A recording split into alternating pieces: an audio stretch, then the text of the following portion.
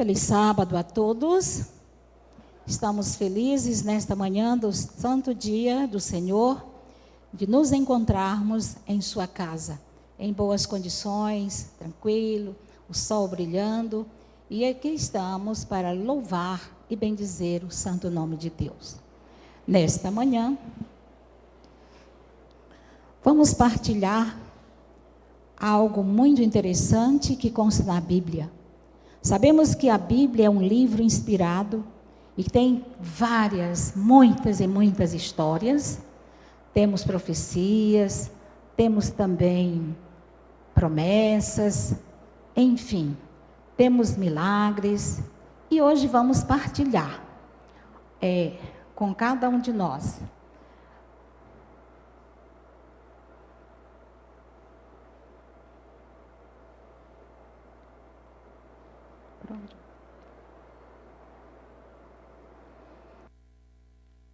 Tendo como título, cuidado, aceitação e acolhimento. O texto base se encontra em 2 Samuel 4:4.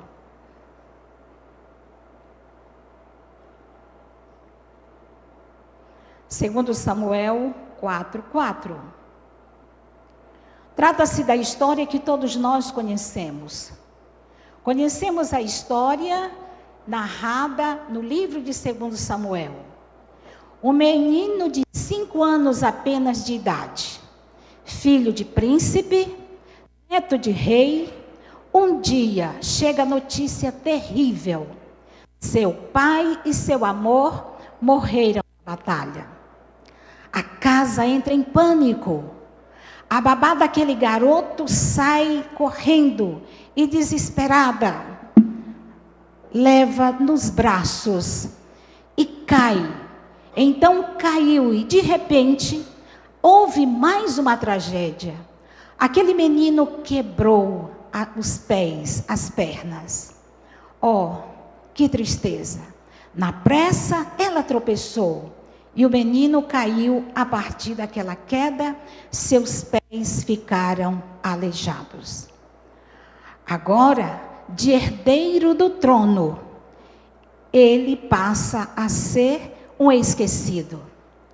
Esse menino foi Mefibosete.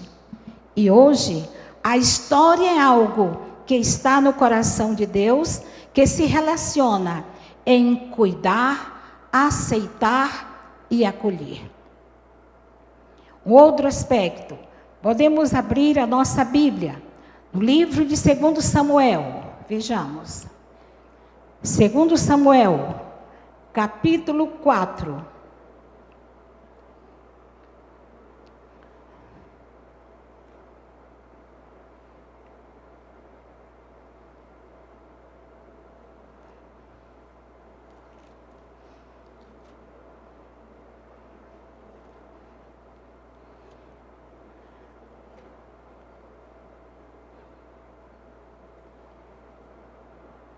Curvemos a nossa fronte. Querido Pai, aqui estamos com Tua palavra aberta para compreendermos muito mais do Teu grande amor por nós. Por isso, continua neste ambiente, na Tua casa, e ajuda-nos a entender que precisamos aprender mais e mais do Teu santo amor. É o que te suplicamos por Jesus. Amém.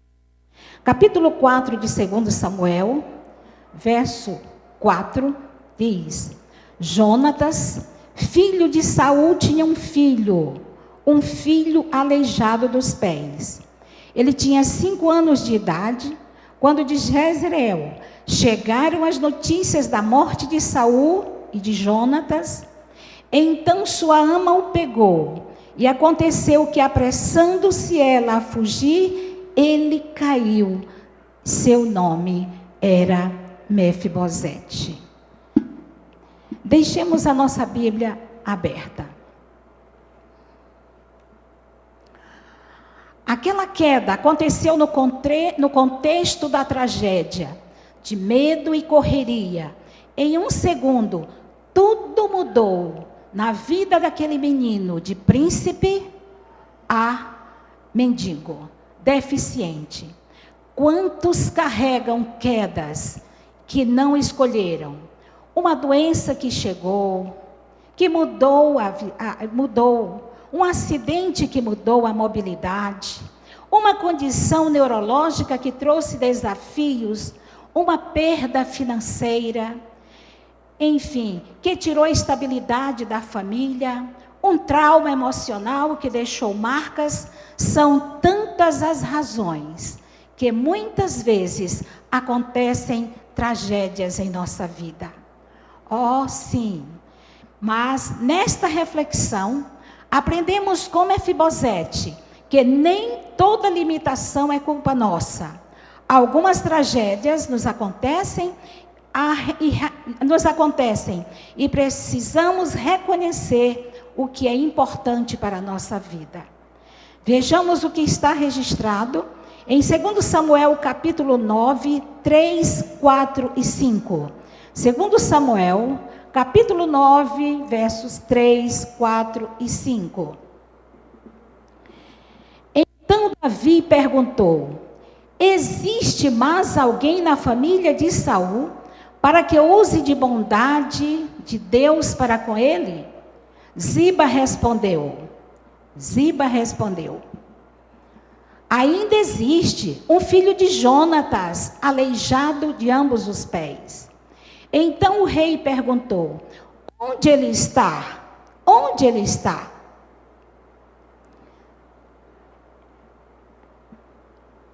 Trazei-lo. Ele está em Lodebar, da casa de Maqui, filho de Amiel. E aqui nós percebemos que Lodebar era realmente um local esquisito, o local dos esquecidos, um local árido, seco. E era um lugar onde as pessoas que eram abandonadas ficavam ali. Era longe da capital, Jerusalém, mas era um símbolo da solidão e do abandono. Era um lugar onde as pessoas esquecidas eram deixadas. Mefibosete viveu anos em Lodebar, escondido com medo de ser morto, porque era comum, naquela ocasião, quando um rei assumia o trono, mandava matar todos os descendentes da dinastia anterior. E é por isso que Mefibosete tinha pavor, tinha medo, vivia escondido. Oh, sim, ele tinha sido, ele ficou aleijado, não pela sua herança do reinado, mas ele ficou com limitações pelo seu estado de ser um aleijado. Para compreender a história de Mefibosete, é necessário jurídico e teológico do antigo Israel.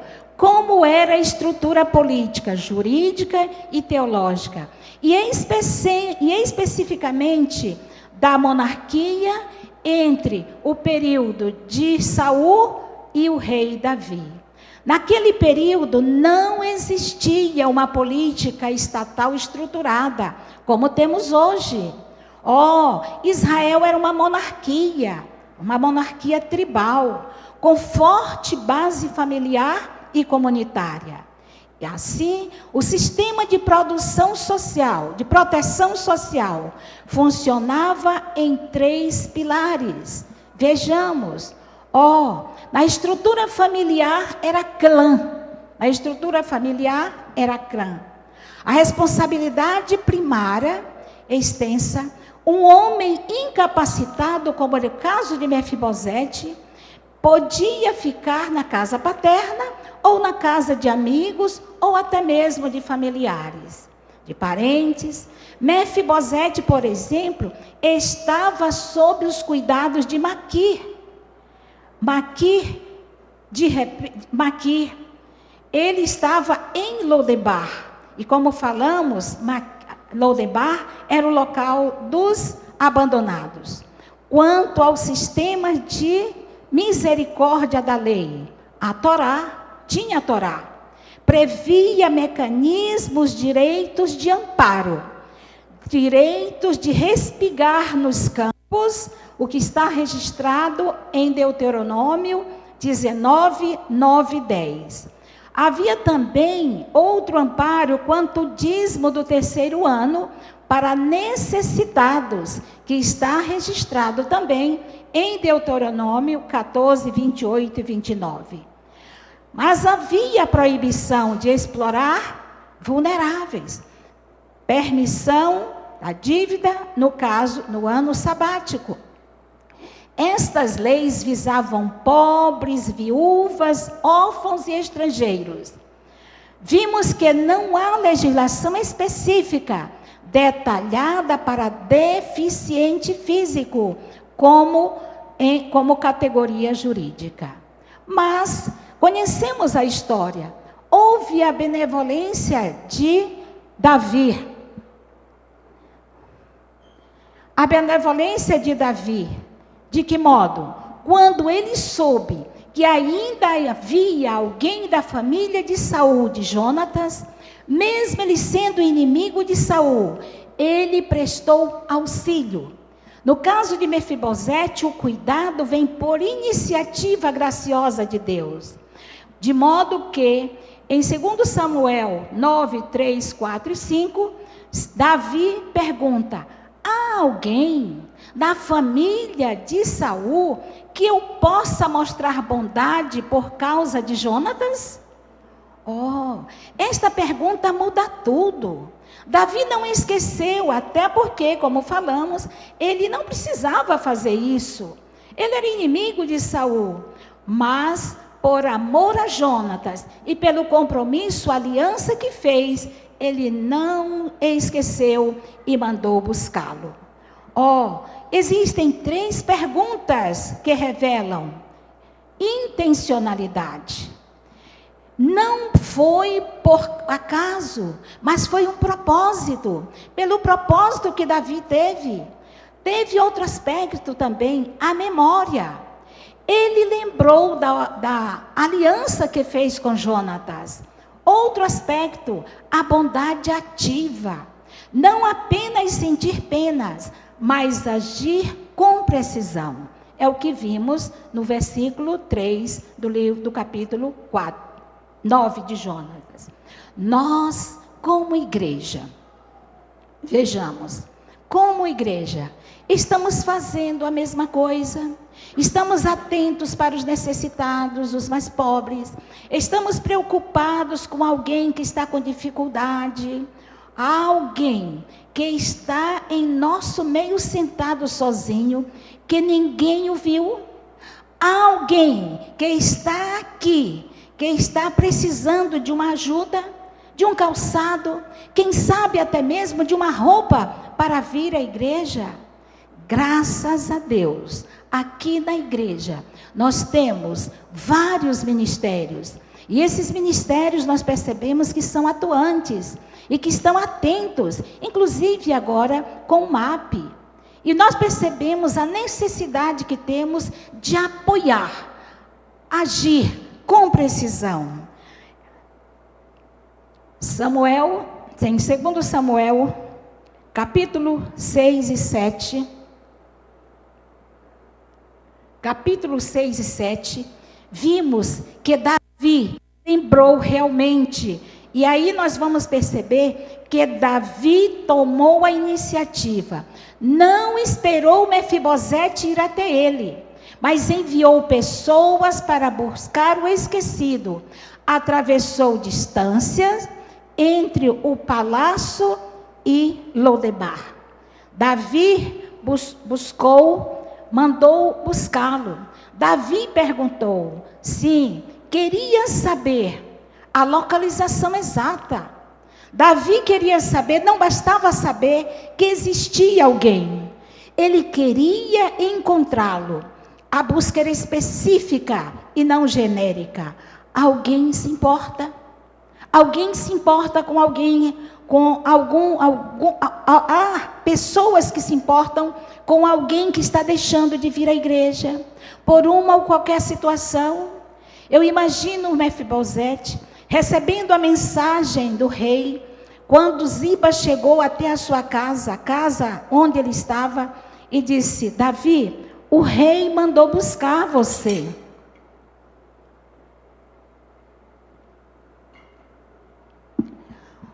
O rei mandou buscar você. Imagino que foi a viagem mais longa na história para Mefibosete. Imagino que ele ficou aflito, seu coração parece que estava querendo saltar. Porque ele sabia, será que mandou para mandar destruir a minha vida? Já sou um pobre coitado. Depois, e aí então percebemos que quando ele chegou onde o rei, depois de anos no esquecimento, alguém lembrou dele. Alguém o viu e perguntou por ele.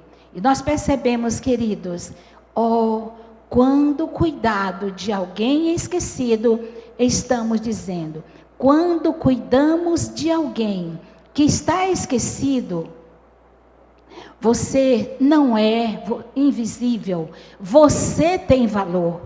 Deus não esqueceu de você, Deus está junto de você. Capítulo 9, verso 7, diz assim: Então Davi lhe disse: Não tenha medo, porque serei bondoso para com você, por causa de Jonatas seu pai. Vou restituir a você todas as terras de Saul seu pai, e você sentará junto à minha mesa. Sim, para sentar-se à mesa do rei, era de uma forma muito especial, apenas dos filhos do rei. A partir de então, Mefibosete chega desesperado, com medo, e Davi diz: não tenha medo, eu usarei de misericórdia para com você, você vai ser como na condição de um filho. E nós percebemos que Davi então manda Ziba, protege e diz: a partir de agora, as terras de Saul, todas ficarão para ele. Sim,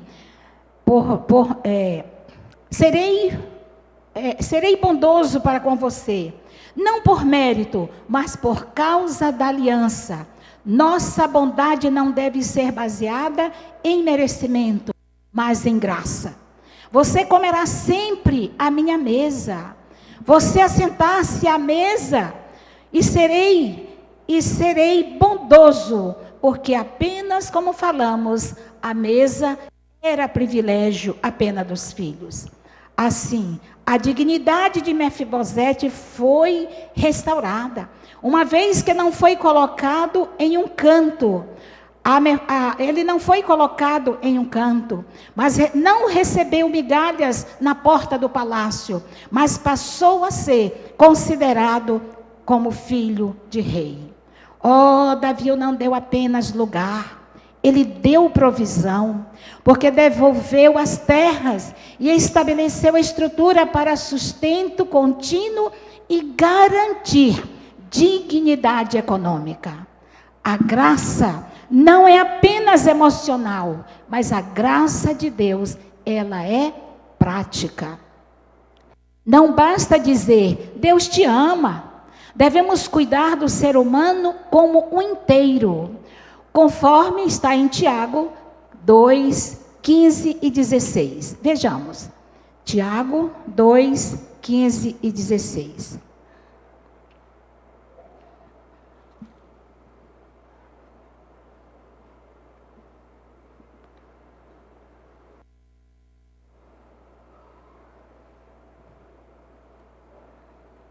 Tiago, capítulo 2, versos 15 e 16. Vejamos, se um irmão ou uma irmã estiverem com falta de roupa e necessitando de alimento diário, e um de vocês lhe disser, vão em paz, tratem de se aquecer e de se alimentar bem, mas não lhe dão o necessário para o corpo, qual é o proveito disso? Se eu digo para alguém que está precisando da minha ajuda, digo, não, vai em paz, Deus cuida de ti. Qual o proveito disso? Qual o resultado disso? então, na vida de uma pessoa. Qual a conexão, então, a conexão que fazemos entre Mefibosete, entre nós e Cristo, ou Mefibosete e Cristo? Vejamos a próxima conexão que fazemos, onde Deus é rico em misericórdia, pelo grande amor que nos amou, deu-nos vida juntamente com Cristo, quando ainda estávamos mortos em transgressão. Sim, o gesto de Davi, Mefibosete e nós, aleijado pela queda, nós, aleijado pelo pecado. Mefibosete vivia em Lodebar, vivíamos sem esperança. Filho de rei, Mefibosete, mas esquecidos, nós, criados à imagem de Deus, mas perdidos. Se via como um cão morto, nós vimos indignos. Nós nos vimos indignos. Por amor a Davi buscou, Cristo nos buscou. Por amor a Jonatas, por amor do Pai. Recebeu graça imerecida. Recebemos salvação imerecida. Posto à mesa do rei, somos feitos filhos de Deus. Comia sempre com o rei. Temos comunhão eterna com Cristo. Vejam só, que maravilha! Deus nos promete, mesmo diante das circunstâncias que aconteçam, mesmo diante dos problemas ocorridos, os desafios que aconteçam na nossa vida, Deus não nos esquece. Deus nos convida a um dia sentarmos à mesa. Não era uma política pública universal, era uma ação régia, extraordinária. Na legislação mosaica nós vimos, havia proteção contra abuso. Em Levítico 14:10, não amaldiçoarás o surdo, nem porás tropeço diante do cego.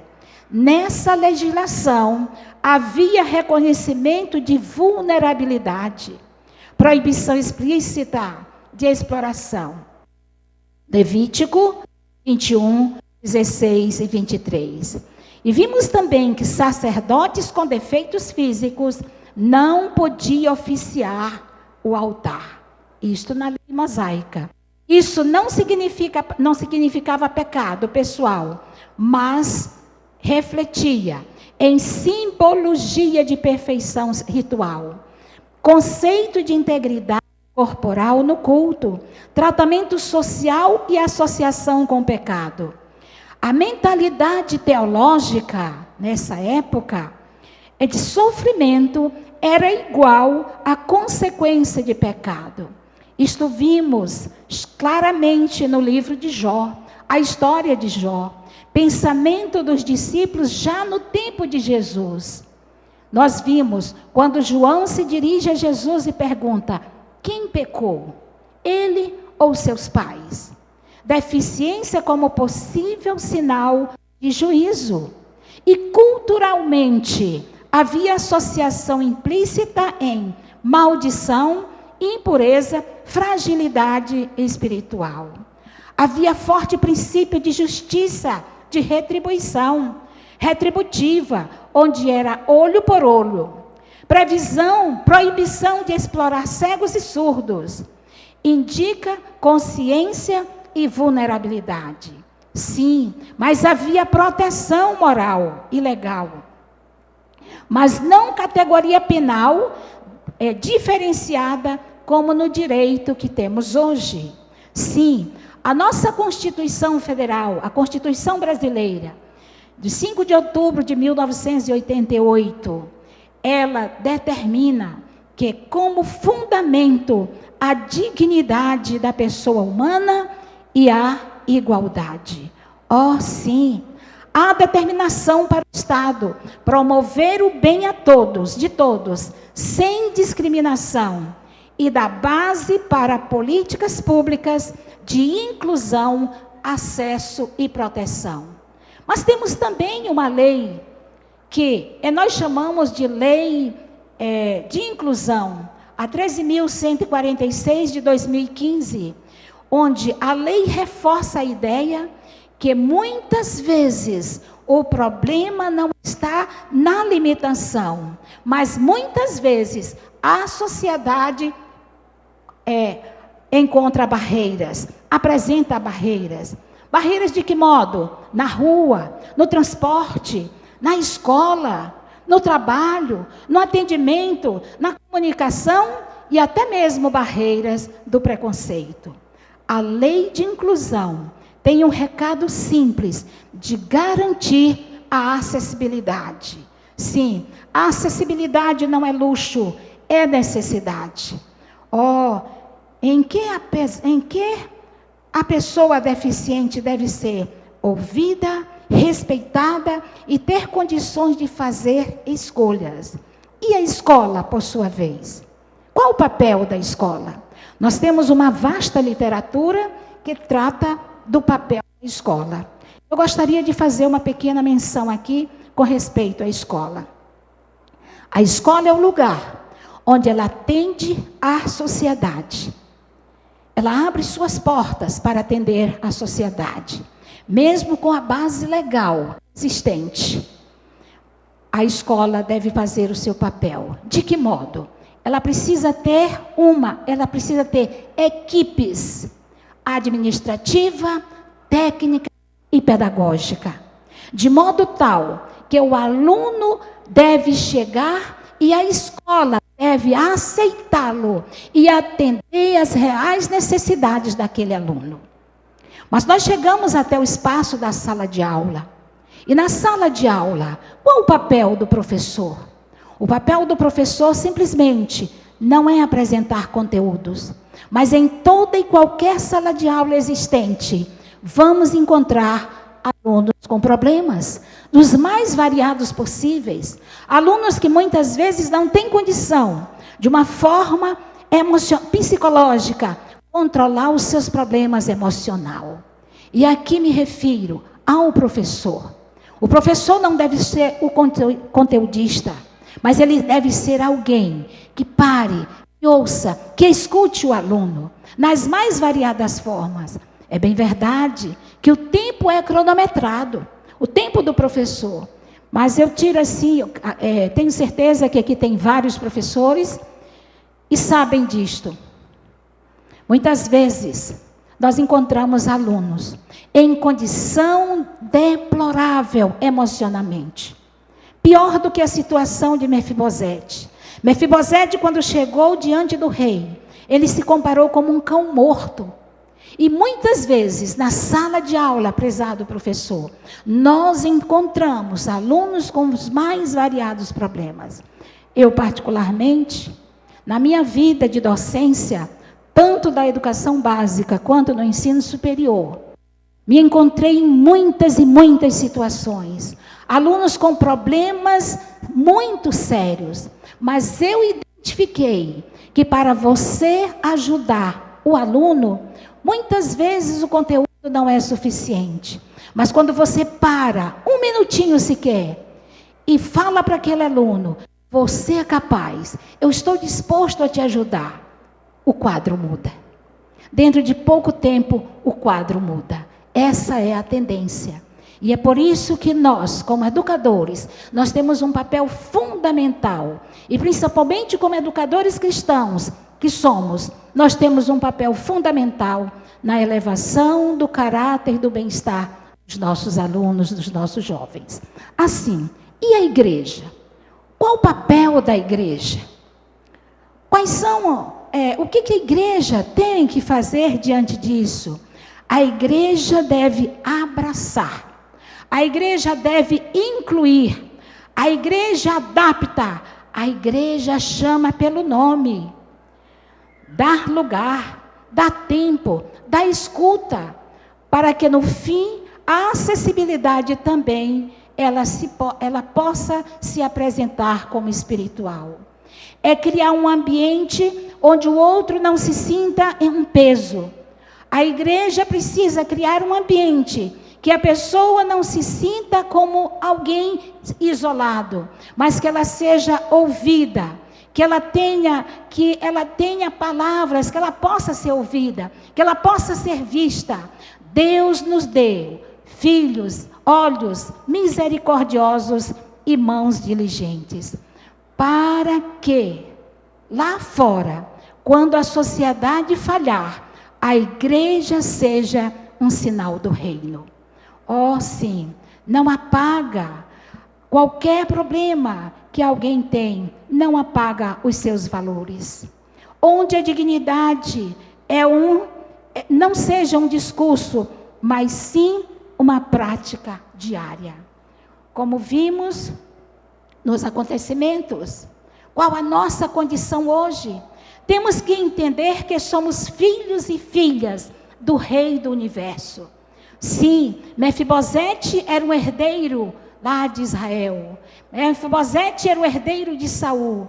Aconteceu a tragédia. E nós vivemos em um mundo cheio de dificuldades, cheio de problemas, cheios de tragédia. Mas nós temos um rei. Nós somos filhos e filhas do Deus, Criador dos céus e da terra.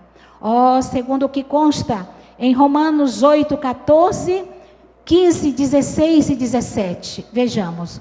Romanos 14.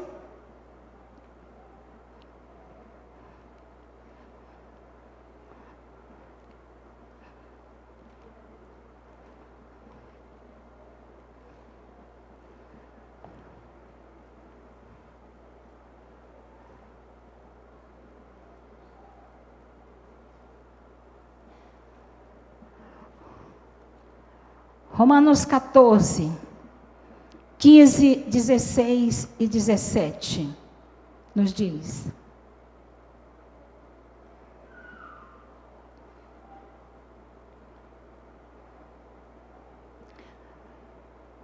verso 15: se o seu irmão fica triste por causa do que você come, você já não anda segundo o amor. Não faça parecer, desculpe, não, aqui. Romanos 8, é 8, 14, desculpe, é 8, 14, 16 e 17. Romanos 8, voltemos um pouquinho, Romanos 8, 14. Pois todos os que são guiados pelo Espírito de Deus são chamados filhos de Deus.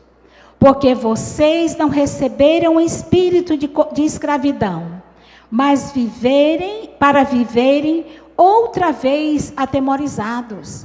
Mas receberam o espírito de adoção, por meio do qual chamamos Abba Pai. O próprio Espírito confirma ao nosso espírito que somos filhos e filhas de Deus.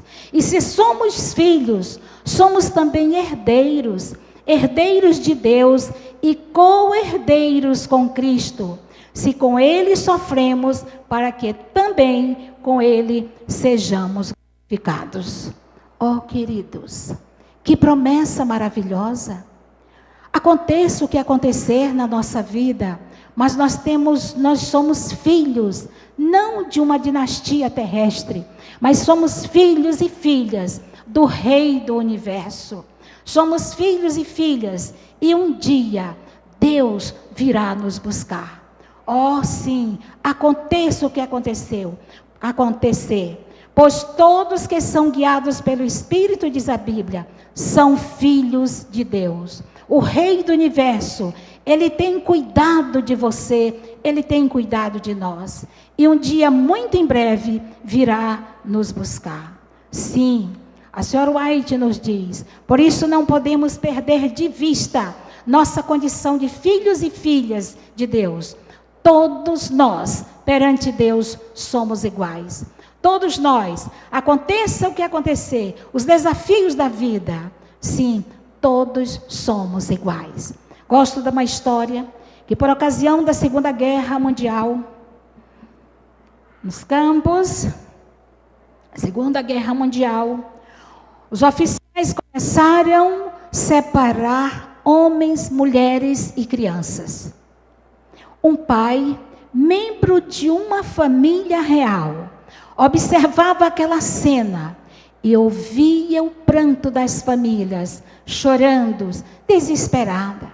Ele percebeu que talvez nunca mais viria seu filhinho, mas aproximou-se do seu filho de 5 anos, ajoelhou-se ao lado do menino e, erguendo-o pelos ombros, disse: Maico, não importa o que acontecer, não importa, quero que você sempre se lembre de uma coisa: você é especial, porque você é filho de um rei. Logo pai e filhos foram separados. E Maico, para diferentes partes, buscou o seu caminho para diferentes partes do mundo. Mas uma coisa ficou na sua mente. Quando a frase do pai que dizia: você é filho de rei.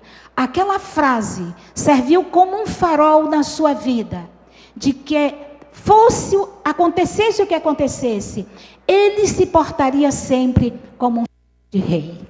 E nós, como cristãos que somos, qual é a nossa condição? Qual o nosso testemunho como cristão? O que estamos fazendo diante da realidade? Essa realidade tremenda, verdade, sim, já atingiu você. Ela guia suas ações, ela molda o seu comportamento como cristão, como um filho de Deus. Você é filho do Rei do Universo, repito, pelas suas veias corre sangue real. Quando aceitamos a Jesus como nosso Salvador pessoal, nascemos outra vez. E agora, na família, fazemos parte da família celestial, a família do céu. Somos adotados e aceitos na linhagem celestial, na família do céu.